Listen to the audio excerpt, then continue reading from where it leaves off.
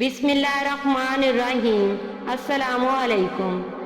آج کے واقعہ میں ہم یہ جانیں گے کہ مچھلی کو ذبح کیوں نہیں کیا جاتا۔ حضرت علی رضی اللہ تعالیٰ عنہ سے سوال کیا گیا۔ ایک مرتبہ حضرت علی رضی اللہ تعالیٰ عنہ مسجد میں حلال اور حرام کے بارے میں بتا رہے تھے کہ جانوروں کو پہلے ذبح کیا کرو، پھر حلال ہوتا ہے تب کھایا کرو۔ تو ایک آدمی اٹھا اور اس نے کہا، یا علی، آپ نے فرمایا کہ سب جانوروں کو پہلے ذبح کیا کرو تب حلال ہوتا ہے، مگر مچھلی کو تو ہم ذبح ہی نہیں کرتے، پھر یہ حلال کیسے ہے؟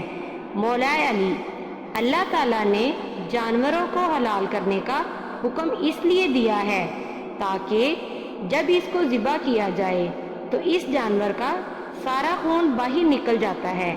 اگر وہ خون باہر نہ نکالا جائے تو اس جانور کی سب بیماریاں انسان میں داخل ہو جائیں۔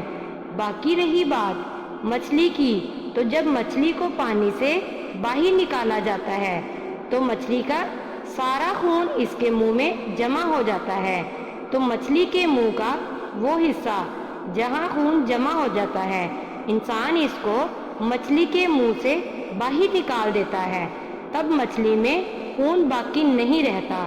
اسی لیے اللہ تعالیٰ نے مچھلی کو ذبح کرنے کا حکم نہیں دیا۔ سبحان اللہ۔